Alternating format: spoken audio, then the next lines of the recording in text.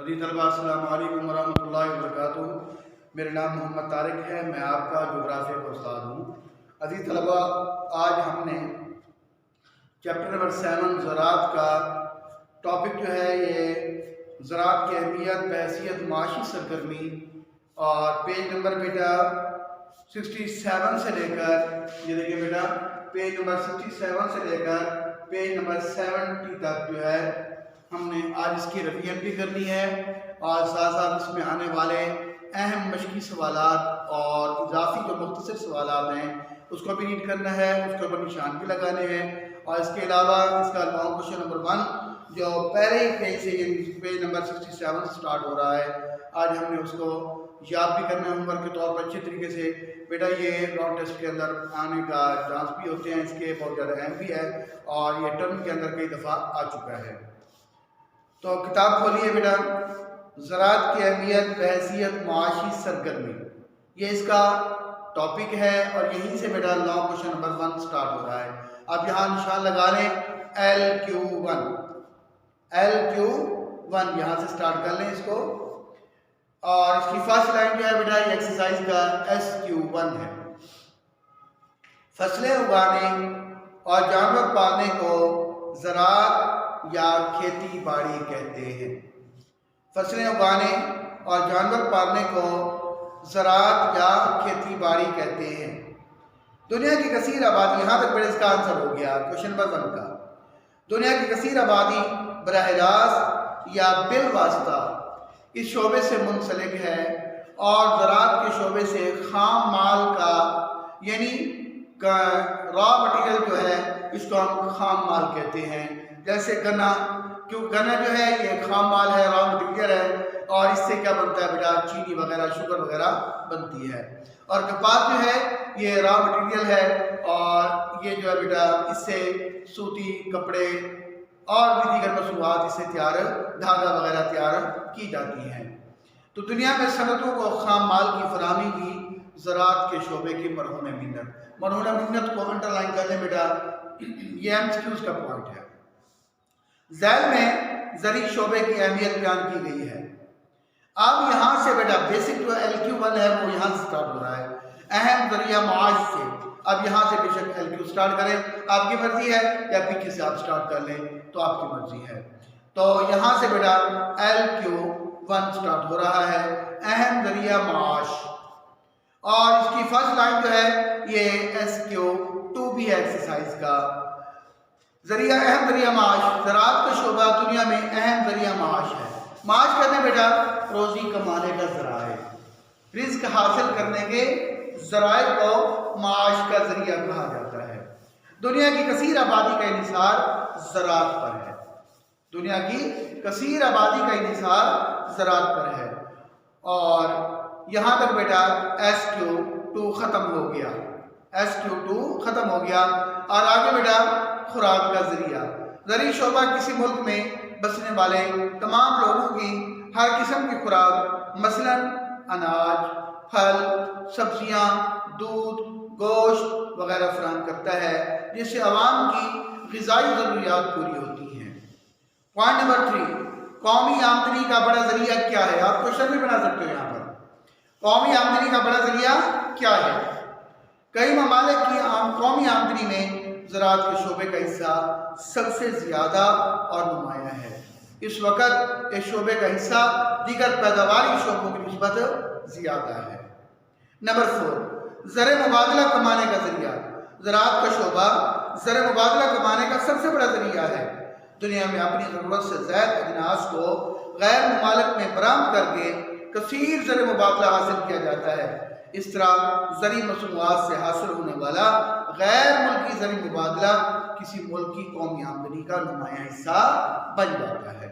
زر مبادلہ سے مراد کیا ہے کہ ہمارے ملک کے اندر جو چیزیں بیٹا بطور زراعت کے کاشت کی جاتی ہے، اور جو ہماری ضروریات کے مطابق ہیں ہم استعمال کرتے ہیں، اور جو ہماری ضروریات سے زیادہ ہوتی ہیں، اور ان ممالک کو جن ممالک کے پاس وہ اشیاء کی کمی ہوتی ہے ان کو کیا کرتے ہیں ایکسپورٹ کرتے ہیں، تو اس سے حاصل ہونے والی جو رقم ہے اور ملنے والا مال جو ہے اس کو ہم کیا کہتے ہیں زر مبادلہ کہتے ہیں۔ یعنی ادھر سے ہم نے چاول بالفرض والمحال یا کپاس یا گندم ہم نے ایکسپورٹ کیا، اور وہاں سے ہم کیا کر رہے ہیں، دوسری وہ چیز جیسے تیل ہے، ہمارے کھانے کا تیل ہو گیا، اور دیگر چیزیں ہیں جو ہمارے چائے وغیرہ ہو گئی، یا ہمارے ملک میں اس کی پیداوار کم ہے اور ہمیں دوسرے ممالک سے یہ چیزیں منگوانی پڑتی ہیں، تو ایک چیز سے اگر ہم اس کے بدلے میں جو دوسری چیز لیتے ہیں، اس کو ہم کیا کہتے ہیں، زرع مبادلہ کہتے ہیں۔ خام مال کی فراہمی، زراعت کا شعبہ اہم پیداواری شعبوں اور صنعتوں کو خام مال فراہم کرتا ہے۔ مثال کے طور پر کپڑے کی صنعت کو کپاس اور سوتی دھاگا اور چینی کے لیے گنا اور تیل کے لیے بیج وغیرہ فراہم کر کے ان صنعتوں کو مضبوط بنیادوں پر کیا کرتا ہے، استوار کرتا ہے۔ آگے ہے توازن ادائیگی کی درستگی کا ذریعہ۔ اب توازن ادائیگی کیا مراد؟ کہ جو چیز ہم نے دوسرے ممالک سے منگوانی ہے، اب ہم نے اس کو پیمنٹ تو کرنی ہے، کیا کرنی ہے، اس کی پیمنٹ کرنی ہے، تو ہم کیا کرتے ہیں، تو اجناس کے بدلے اجناس منگوا لیتے ہیں۔ مثال کے طور پر ہمارے پاس چاول کی اعلیٰ قسم کاشت کی جاتی ہے، اور دنیا میں چاول کی مانگ کو دیکھتے ہوئے ہم اس چاول کو کیا کرتے ہیں، بیرون ممالک دوسرے ممالک کو عالمی منڈی میں اس کو فروخت کرتے ہیں، اور وہاں سے جو چیز ہمارے ملک کے اندر کم ہے ہم وہ چیز منگواتے ہیں، تو چیز جنس کے بدلے جنس دے کر ہماری جو ادائیگی کا توازن ہوتا ہے، یعنی رقم کی ادائیگی ہم نے لینا بھی ہے دینا بھی ہے، تو اس سے یہ جو ہے نا یہ کیا ہو جاتا ہے، ایک توازن برابری ہو جاتی ہے، اکول ہو جاتا ہے سسٹم، تو ہمیں زیادہ قومی خزانے پر اس چیز کا بوجھ نہیں پڑتا، ہمیں وہ زیادہ رقم یا دولت قومی خزانے سے ادا نہیں کرنی پڑتی۔ تو یہ زراعت کا شعبہ جو ہے یہ توازن ادائیگی کا بھی بہت بڑا ذریعہ ہے۔ توازن ادائیگی کو درست کرنے میں زراعت کے شعبے کا بڑا عمل دخل ہے۔ دنیا کے اکثر ممالک اپنی آمدنی کا کثیر حصہ زرعی مصنوعات برآمد کر کے حاصل کرتے ہیں، جنہیں درآمد پر اٹھنے والے اخراجات پر صرف کر کے توازن ادائیگی کو درست کیا جاتا ہے۔ آگے بڑھا رہا ہے LQ2 زراعت کی اقسام۔ LQ2 زراعت کی اقسام یہ ہم نے پڑھنا ہے بیٹا، یہ بھی لانگ کوشچن بہت زیادہ اہم ہے، یہ بھی لانگ کوشچن بہت زیادہ اہم ہے۔ اب دیکھیں بیٹا، انسان کا قدیم پیشہ کون سا ہے؟ معاش کا قدیم پیشہ کون سا ہے؟ انسان کا معاشی طور پر قدیم پیشہ زراعت ہے۔ اس سے بہت سے لوگوں کو روزگار ملتا ہے۔ کھیتی باڑی کی مختلف اقسام کو ذیل میں بیان کیا گیا ہے۔ نمبر 1 محدود پیمانے کی زراعت۔ نمبر 1 محدود پیمانے پر، یعنی کیا ہوتا ہے، محدود پیمانے کی زراعت میں کسان کے پاس زمین اور وسائل محدود ہوتے ہیں، زمین بھی کم ہے اور انسان کے پاس اخراجات، اس زراعت کو اٹھنے والے اخراجات جو وسائل کی ضرورت ہوتی ہے ہمیں، اس کی بھی کمی ہوتی ہے، اس لیے اس کو ہم کیا کہتے ہیں، محدود پیمانے کی زراعت کہتے ہیں۔ اس کو کیا کہتے ہیں بیٹا، محدود پیمانے کی زراعت۔ وسائل اور پیداوار صرف کسان اور اس کے خاندان کی ضرورت پوری کرتی ہیں۔ زیادہ تر کھیت رقبے کے لحاظ سے چھوٹے ہوتے ہیں، جہاں جدید مشینری کا استعمال ممکن نہیں۔ اس طرح کی زراعت جنوبی ایشیا، جنوب مشرقی ایشیا اور اس کے علاوہ چین وغیرہ میں ہوتی ہے۔ اب آتے ہیں ہم دوسری قسم کی طرف، عمیق زراعت۔ عمیق زراعت سے کیا مراد ہے؟ یہ بیٹا میں نے کوشچن بنا دیا، عمیق زراعت سے کیا مراد ہے، یا عمیق زراعت کن ممالک میں کی جاتی ہے؟ عمیق زراعت کے ایسے طریقے میں کم رقبے سے زیادہ فصل اگائی جاتی ہے۔ عمیق زراعت کی ڈیفینیشن کیا ہے بیٹا؟ ایسے زراعت، یعنی زراعت کا وہ طریقہ جس سے کم رقبے سے زیادہ فصل حاصل کی جاتی ہے، اس کو ہم کیا کہتے ہیں، عمیق زراعت کہتے ہیں۔ مثال کے بہترین کھاد، بیج اور پانی اور کیڑے مار ادویات کا استعمال کر کے تھوڑے رقبے سے زیادہ فصل اگا کر ہم مالی فائدہ حاصل کرتے ہیں۔ اور یہ زراعت کن ممالک میں کی جاتی ہے؟ مثال کے طور پر برطانیہ، فرانس، پاکستان، بھارت، چائنا، بنگلہ دیش اور انڈونیشیا وغیرہ اور مصر وغیرہ میں یہ زیادہ تر رائج ہے۔ اس کے بعد آ جاتے ہیں ہم وسیع پیمانے کی زراعت پر۔ یہ زراعت ان ممالک میں کی جاتی ہے جہاں زراعت کے لیے وسیع رقبہ موجود ہو۔ امریکہ، کینیڈا، روس اور آسٹریلیا اور برازیل وغیرہ میں یہ کاشت کی جاتی ہے۔ کیوں؟ وہاں آبادی کے مقابلے میں رقبہ زیادہ، وہاں کے ممالک کی آبادی کم ہے، رقبہ زیادہ ہے، اس لیے وہاں پر وسیع پیمانے کی زراعت کی جاتی ہے۔ इन ममालिक इसलिए इन ममालिक में जदीद मशीनों की मदद से बड़े पैमाने पर ज़राअत की जाती है। नंबर 4, तिजारती ज़राअत। ज़राअत की एक किस्म तिजारती मकासद के लिए की जाती है। फसलें बड़े पैमाने पर उगाई जाती हैं ताकि उनको फ़रोख्त करके मुनाफा कमाया जा सके।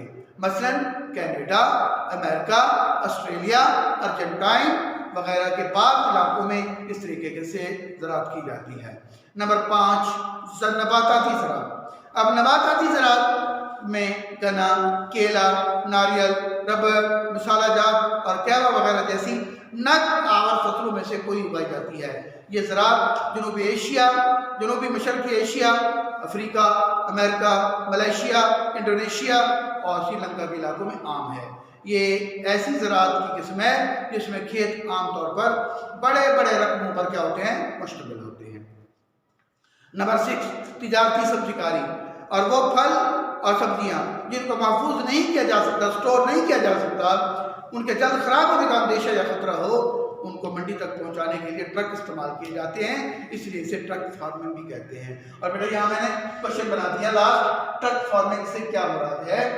ऐसी सब्जियां या ऐसी फल और सब्जियां जिनके खराब होने का अंदेशा हो, उनको मंडी तक पहुंचाने के लिए ट्रक इस्तेमाल की जाती हैं, इसलिए इसको हम क्या कहते हैं, ट्रक फार्मिंग कहते हैं। बड़े शहर और सनती मराकज़ ऐसी ज़राअत को फ़रोग़ देने में अहम किरदार अदा करते हैं, क्योंकि वहाँ मंडियाँ मौजूद होती हैं और ज़रूरी पैदावार को फ़रोख्त करके जल्द मुनाफा कमाया जाता है। अमेरिका के साहिली इलाके ट्रक फार्मिंग के अहम मराकज़ हैं। नंबर 7, मिली जुली ज़राअत। ऐसी ज़राअत जिसमें फसल उगाना, जानवरों को पालना एक साथ किए जाते हैं। बाज़ खित्तों में मकामी ज़रूरियात को पूरा करने के लिए ज़राअत की जाती है और बाज़ खित्तों में मिली जुली ज़राअत, मिली जुली खेती बाड़ी तिजारती मकासद के लिए की जाती है। मसलन अमेरिका, मेक्सिको, ब्राज़ील, जनूबी अफ्रीका, यूरोप और एशिया के इलाकों में मिली जुली खेती बाड़ी की जाती है।